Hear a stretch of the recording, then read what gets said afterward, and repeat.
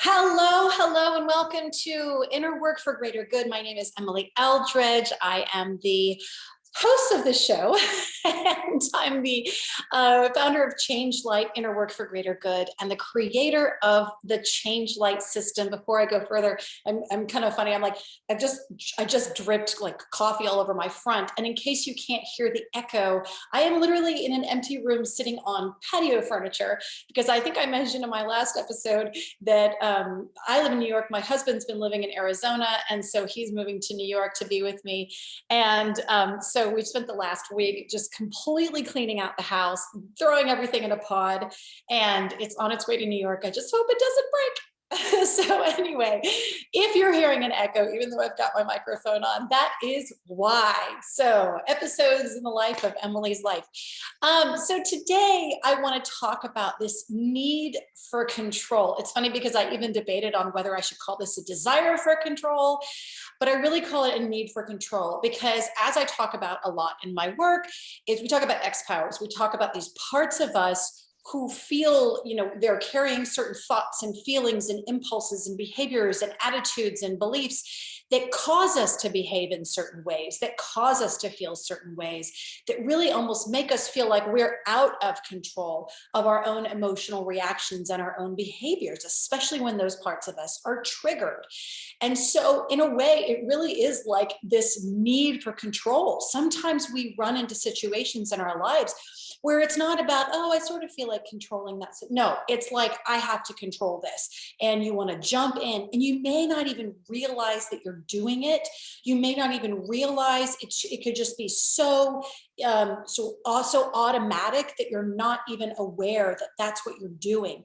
Or there are other ways in which we can feel very anxious about situations. And then it's important to step back and go, okay, what's really going on with me? Why am I feeling so anxious? And a lot of times it has to do with looking at what you can control, and or feeling out of control of a situation, or feeling like you don't have any control in that situation. And so it can really cause this desire, or this need, really, so it's like a need to control other people, to control a situation, et cetera, or affect some kind of change on that person or those things. And so actually, this came up with a client of mine a couple of weeks ago, because she's dealing with a family situation. And of course, when you're dealing with a family situation and there's other scenarios involved, you get a lot of different personalities, you get a lot of family history there, you get a lot of different reactions to the situation. It triggers different things inside of different people. And so sometimes you'll have someone who has a very controlling reaction. In her case, she had more of an anxious reaction because she felt so out of control of what the others in her family are doing. You might be able to identify this. I know that I definitely do. I went through a number of years in which there was a situation in which certain innocent people were being badly affected by this someone else's behavior. And I, not even realizing it, I just jumped in and started to try to control the situation, not even thinking of it that way. I was just like, okay, we need to take care of this, and I have to do this. But what ended up happening was I became over controlling. And there are reasons why we can become over controlling. There are reasons why we even have that impulse to control situations. What I ultimately discovered in that situation was that I wasn't in control. I wasn't in control. And actually, the fact that I wasn't in control caused this impulse inside me to want to control even more. And so it's important to recognize when we're bringing that energy into a situation and the harm it can be causing us as well as other people. And in that case, what ended up happening was I actually made a bad situation. I think I made a bad situation worse, even from my good intentions, because what I did to try to fix things and help things and control situation that really was not within my control, that existed well before I came into that environment, that scenario, is that, ended up backfiring. So that's why it's really important for us just to really recognize what our needs, what we think our needs are, the need for control, our impulse to control. Where is that coming from?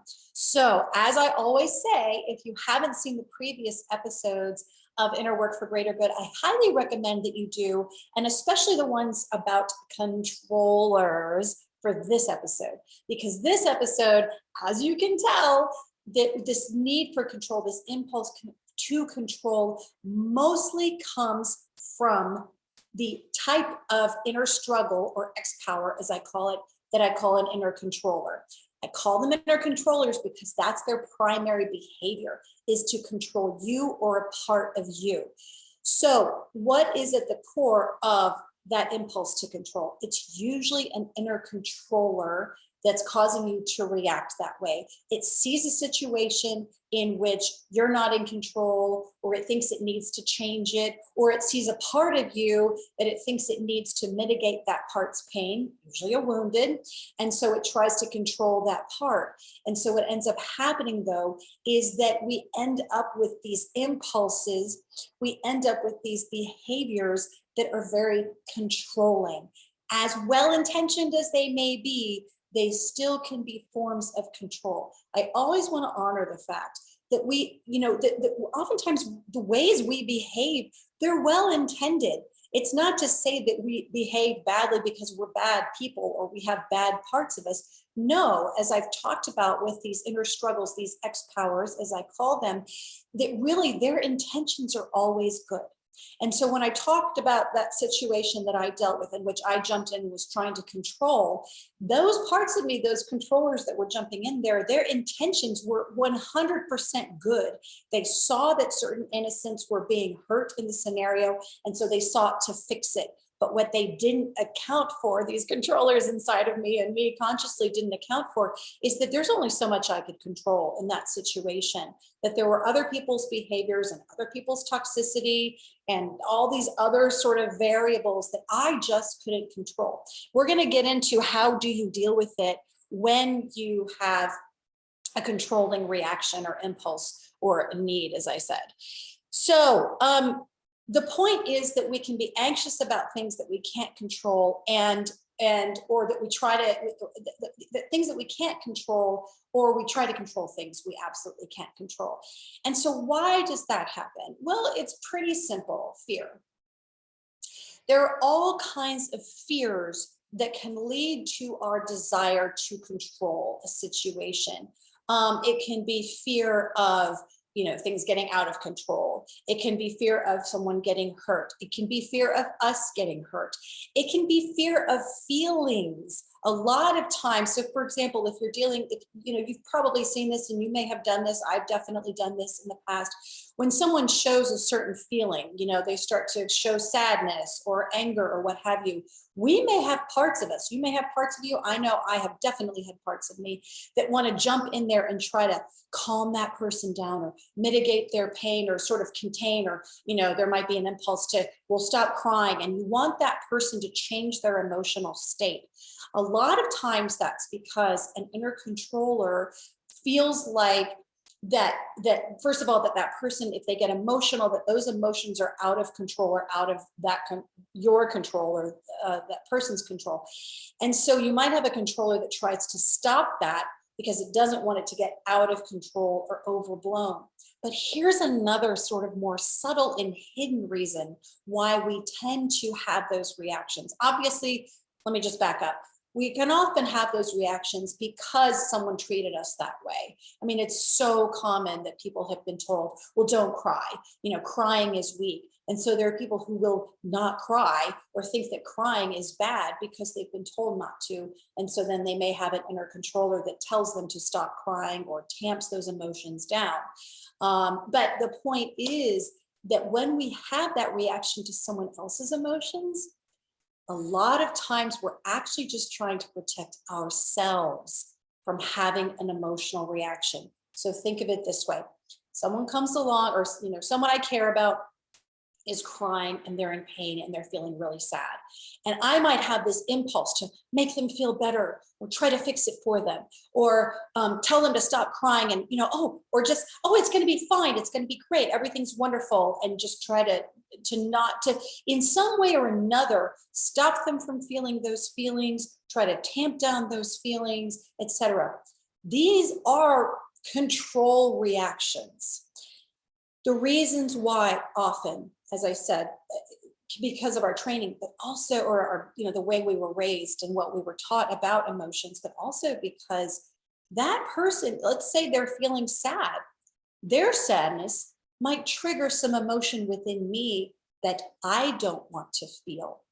So that person is sad. I care about them very much. I don't want them to be sad. It makes me sad to see them sad. So I try to stop them from feeling sad to ultimately protect myself from feeling sad.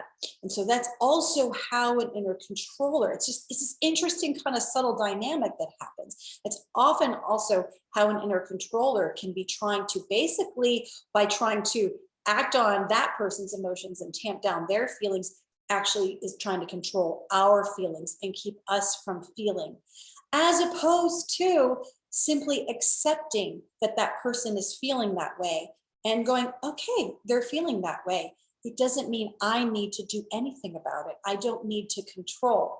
I'll give you an example. I don't know if I've ever shared this with you all, but basically when my husband and I first got together, and this is very common, and ladies, if you're in a partnership or your partner is like this, you'll totally know what I'm talking about. This is very common, especially with male, female, or maybe you could say masculine, feminine sort of energies in a relationship, is that the woman, I'll just, for simplicity's sake, in my case, I would be feeling an emotion and I needed to talk it through with just with someone. My husband, my best friend, so I needed to talk it through with my husband. This was early on in our relationship. And he would, rather than sit and listen and be present with my feelings, he would immediately try to, well, you got to do this, and you got to do that, and you shouldn't feel that way, and and immediately start giving me advice and telling me what to do and telling me how to think and how I should feel instead. And totally well-intended. He wasn't trying to hurt me, but he was trying to fix my feelings. Like in his mind, it would be, well, I'm trying to fix it for you. Mind you, I didn't ask for my feelings to be fixed. I didn't need him to tell me what to do. He was giving me all this stuff that I was like, I don't need this. And not only that, it was actually preventing me from having the experience that I needed to have, which was simply just to say how I feel without someone judging or commenting or correcting or trying to change. Just let me feel how I feel. And so I finally explained that to him. After this happened a few times, I said, okay, hold on, honey. Let me just explain. When I tell you how I feel, and I just tell you, I just need to talk about how I feel, you don't have to do anything except listen. That's it. Just listen. Just let me talk about my feelings. And he was like, huh? Like, huh? How does that work? But he thought, okay, I'll try it. So he did. And sure enough, I would say how I feel, and he'd just sit and listen and nod his head. And he'd sort of hold back on wanting to try to jump in and fix it.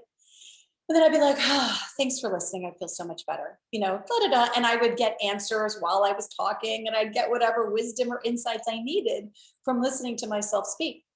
After a few times of doing this for me, you know what he said? He goes, you know what, Emily? This is great. He goes, you can say how you feel and just sit and talk. I don't have to do a thing. So in a way, it actually got him off the hook of feeling like he needed to control my feelings, and also helped him realize that his need to sort of try to control or mitigate my feelings was really more about trying to deal with his own anxiety about seeing me in pain. But as he saw that just simply listening was enough, he didn't have to fix it or control it. As soon as he saw the results of that, and then that actually worked and had probably the same, if not a better result than if he'd, had some answer for me that I didn't necessarily ask for, he realized that, oh, I don't actually need to do this. And he became more comfortable with my feelings and more comfortable with his own feelings in response to mine. Okay. So that's an example that I think some of you ladies will probably identify with. But the point is, when we're having that control reaction, it's a fear-based reaction. It can also be a trauma-based reaction, that we've had some kind of trauma in our lives where we didn't have control, where something happened to us or in front of us or to someone we love in which we couldn't control the situation. And what can end up happening is that as we get older, we have these parts of us that form that don't ever want that to happen again. And so sometimes you might have a defender form that tries to protect you, but you can also have a controller form inside of you that tries to control the situation or the other people around you so that they can't hurt you. And one of the things, I'll give another example from my own experiences, is there's a person in my life who has been in my life for many, many years. And I discovered only recently that, I always wanted this person to feel happy. I always wanted her to be happy and happy with herself. And so I would unconsciously end up trying to buck her up and be really nice to her and compliment her to try to cheer her up. Well, what I realized, but there's also a history with this person where this person was really unkind to me a lot. And we had a lot of conflict and strife. What I realized only a few years ago is that what I was actually unconsciously doing was trying to control her emotional state, because I thought, well, if she's happy, then she won't hurt me. You see? So me going, and making her feel good was a control reaction. And that, as I delved into it, had to do with the trauma that I experienced from this person when I was a child, where this person was constantly mean and dismissive and unaccepting towards me and critical and, just never connected in a safe or healthy way that I felt good. And so what I was actually trying to do, or was actually fueling my need to control her feelings and her behaviors, was the trauma that I was unconsciously carrying from that longstanding relationship, from all those years of having felt so hurt and dismissed and attacked and abused, etc. And so it can be a trauma reaction that we have to try to control things, whether we're trying to control people's feelings, we're trying to control a situation. And a lot of times it can be because maybe that person, so I'll give an example of, I've had lots of clients who come from backgrounds in which their parents were alcoholic or had some kind of addiction. And so they learned to have this hyper sense of control. They have to control everything in their lives. They have to control their schedules, their timing. Everything's all about control. Well, think about why. Because there was such a lack of control and a lack of stability in their growing up experiences. They never knew when mommy or daddy was going to be drunk, or they never knew when mommy or daddy was going to rage at them. And so these inner mechanisms formed, these inner controllers, to try to help that person feel a sense of control in which they didn't have any control. So that's a trauma reaction. Same thing with even like perfectionism. Perfectionism is also a kind of control. And I think even Brene Brown says it's also shame-based, a sense of not feeling good enough. But also if we try to have everything be perfect and nothing's out of place, then it's like we can control it and everything will be okay. So it's a matter of now, when you notice you have these reactions inside of you, and I've covered a few, some that are more overt and some that are more subtle, right? Start to notice when you're feeling that control reaction or that anxiety because you feel out of control. And start to notice when those feelings come up for you. And a question I often like to ask too is to ask yourself, when was the first time I felt this way? Because usually what that X-power, in this case, that controller, is carrying is some wound or some reaction to a wounding, an unsafe situation from a long time ago. It's getting triggered in the current reality, in current day, in the present moment. And so what's helpful, if you really want to get back to the root of what caused that controller to first form so that you can help it heal, is to ask yourself, so, when was the first time that I felt this? How is this feeling familiar for me? What does this situation remind me of? What am I afraid would happen if I didn't try to control this situation? That's another really good question. And write that down if you would. Like, what am I afraid would happen if I didn't have this reaction? Because oftentimes that'll give you the answer of what that controller is actually trying to stop from happening or to protect you from. Sorry, I'm hearing some like animal cooing outside. I apologize. So you look at that, and that's where you can start to recognize, well, maybe it came from something that happened to you on the playground. Maybe it came from the way you were treated by a teacher. Maybe the kids were laughing at you and the teacher was being mean. Maybe it comes from a family member and how that person treated you. Maybe it comes from an environment in which you grew up where there was a lot of struggle, a lot of strife. I work with a lot of change makers from a lot of war-torn areas. And so they have a lot of trauma around this because they went through really terrifying situations where they were abused or they were surrounded by violence that they couldn't control. And so as a result, they have these controllers inside of them that try to control situations, even ones that are really out of their control. I want to bring up someone who's been in the news a lot lately, because I think that this plays into it. There are a lot of elements that play into this, but I'm going to bring up Will Smith. So obviously there was a lot of brouhaha about Will Smith and how he went up on stage during the Academy Awards and he smacked Chris Rock. And then there was all this reaction to to him and to Chris Rock and to the Academy and like how they handled it or didn't handle it. And there are all kinds of lenses through which we can see this whole scenario. I want to just for these purposes, in the midst of like looking at some of the articles and stuff about the whole situation, I read a couple of them actually, that quoted Will Smith's autobiography, in which he talked about when he was a child, his father was very physically abusive to his mother. Mind you, he was just a little kid. So little kids don't have the physical prowess to stand up to big adult parents. They just don't. And so as a little kid, and I don't want to put words in his mouth, but if you read some of the articles, I wish I could quote it, but basically he said that his biggest regret is that he never stood up for his mother. He never protected her. Now, people in these articles brought up this line or this passage from his autobiography to point out that Will Smith's reaction in that moment was a trauma reaction.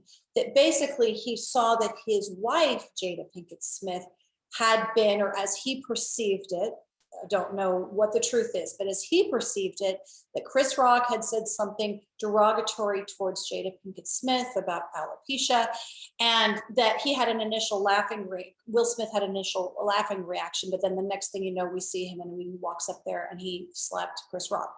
And so people were saying that was a trauma reaction. And I don't know what the truth is, but I will say that based on what I know about our inner X powers, our triggers, and why they show up and when they show up, this does make a lot of sense. Because if you think about it, his wife in that moment, you could say, was almost like a surrogate for his mother, the mother that he couldn't protect when he was a child. And here he was seeing his wife being, as he saw it, attacked publicly on stage by this other performer. And so he felt the need to go defend Jada, his wife, in that moment. Now, in that case, you would say, well, that's a defender. And so it definitely was a defender reaction, but it was also a part, I would argue too, that there was a controller inside there going on, well, I need to control this situation right now. And I need to stand up and be a man, and I need to control this and stop Chris from doing that, Chris Rock from saying that and doing that. My point is that when he obviously felt a lack of control as a child, and so it would make sense that in a scenario that would trigger that sense of powerlessness and lack of control, that he would seek, or a part of him would seek to exert some control in that situation. And so I would argue that that's where that's a controller reaction. that was partly controller reaction. I would say it's a lot defender too, but the point is there was a part of him that felt so powerless and out of control. And so this controller inside of him probably played a role in his reaction then to that situation, because it was so reminiscent and so triggering of his childhood and the pain and the powerlessness that he felt. But as an adult, obviously he has more power, he can do more. As adults, we can do more than when we're children. And so anyway, I'm using him as one example to also look at, yourself and kind of go, okay, so where were the situations in my life that I couldn't control? And how am I trying to exert control or find control in my adult life to mitigate those parts of me that were wounded by that situation, and to give me a sense of power and control where otherwise I don't have any. And a sense of safety too. I want to point that out, because safety is always, always what it's about ultimately. So how can you deal with this? How can you address these parts of you as you notice these X powers inside of you that are playing a role in this control reaction? Usually controllers, could be some woundeds in there, could be defenders, but usually the impulse to control is a controller reaction. First of all, you want to notice that control response, that controller response that you have, and sit with it and honor how it feels. And that can mean getting into the underlying fears that it carries. It's afraid that if it doesn't control X, Y, or Z, it's afraid that A, B, or C. Ask it, talk to it, listen to it, and honor its feelings, honor its anxieties, honor its fears for you, because as I talk about, controllers and defenders are the two types of X powers that are ultimately trying to protect us from pain. So that controller or those controllers inside of you are ultimately just trying to protect you from pain. Their intentions are good, even if their behaviors are not that helpful. So you want to honor the feelings of the inner controller that may be acting up inside you in response to a situation. What I also really like to do is write down, and maybe you do this first before you even talk to the controller parts of you, is make a list. If you're dealing with a certain situation where you're feeling this overwhelming need to control, or you're feeling this lack of control or powerlessness or what have you, write down a list. Do a whole 2 columns. First column is you write, what can I control? Question mark. First column. Second column, what can I not control? And make a list of what you can control, and then make a list of what you cannot control in this situation. Okay, not in the universe. Keep it simple, just in this situation. Here's the thing. I actually did this with my client when she was talking about how she was so anxious because there were so many things going on. And I said, I'm hearing that this really is an issue of feeling out of control and feeling anxious because there's so many things you can't control. And so she sat down. I said, okay, sit down and make a list. What can I control? What can I not control? And whatever you can control, then take action on those things. I would say the number one thing we can always control is our response to a situation. That's not to say that we can always control our emotions. I'm not saying you should try to control how you feel. It's just by way of saying we can actually control ourselves in here. And that can include, well, okay, if I'm having this trigger reaction, then I can work on that trigger and I can heal that trigger and I can draw it out, as I'm always talking about, draw out those inner struggles. You can do those things to heal yourself. What you can't control are other people. Period, full stop. So I can guarantee you that one thing on that what can I control list will be myself, how I show up, how I respond to the situation. On the what can I not control is always going to be other people. I cannot control other people. That doesn't mean that you can't set boundaries with them, or that you can't communicate your needs, your desires, your perspectives, whatever. You have every right to do that. You can do those things. But in terms of actually controlling that person, controlling their choices, controlling their free will, etc., ultimately, no. The person might comply with what you are trying to control them to get them to do, but ultimately in their hearts, have they changed? Probably not. So that's what I mean by you really can't control other people. What we can control is ourselves, and we can also set boundaries. So that's something else that's really important. So make a list. What can I control? What can I not control? The what can I not control, you have a choice here. You can either get anxious and upset about something you can't control, or you can just accept that you can't control it. So what you can ask yourself for each of these things is actually something I got from the Sedona method, which I find to be very helpful. Can I just accept that? Blank. So can I just accept that I can't control my daughter's choices? Can I just accept that I can't control the weather? Can I just accept that I can't control whatever it is that's on that list, whether or not my son goes to college or my husband or my wife or my anything? Can I just accept this? And it can be hard, but asking yourself that question actually opens up the opportunity for acceptance and to say, yeah. And the alternative is, if you're trying to control something you can't control, guess what's going to happen? A lot of pain, a lot of struggle, a lot more anxiety. So that's where I say, you look at that list of what you can't control, just go, okay, you've got to just let go of what you can't control and focus on what you can control. And as I mentioned, setting boundaries, I've got a situation in my life where there's a certain person that will always be in my life, and there's nothing I can do about that. And unfortunately, this person is pretty toxic right now. And so that's actually related to that other situation I mentioned where I went way overboard on the control. I worked on myself a lot to heal those parts of me. And sure enough, that situation was actually triggering the other thing from my childhood that I mentioned in this episode. And so the point is that situation was actually triggering all this other stuff. And so I worked on myself and healed and really worked hard to release this need to control, this impulse, like overwhelming impulse to control the situation from a good place, but not from a very helpful energy. And so I worked on myself and worked on myself. So anyway, the point is that this scenario, this situation is still in my life, and these people are still in my life, and they will be forever until they pass or what have you, or I pass. But the point is that recently an issue came up in which I would have in the past tried to control, but really what I started to do was set a boundary. I realized I can't control that other person and how they behave, and I can't control this other person and how they behave. And here this person is talking about bringing that person into my space, my home. And I basically set a boundary. And I said, okay, if this person's coming into our home, then this is what I expect. And this is how this person will behave. This is how they will treat us.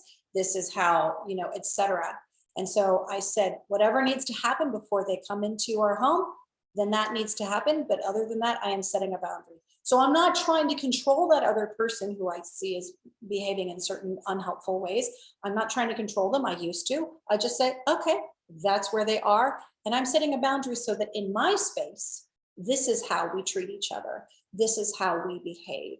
We are kind, we are compassionate, we are helpful, we are loving, we are patient, we communicate our feelings, we don't just react to each other, we talk it through. So the point is, I set a boundary because that's what I can control. I looked at what I can control versus what I can't control. And then what I can control is my space and who I allow in my space, and communicating that then to the people who are possibly coming into this space. So this is how I handle it.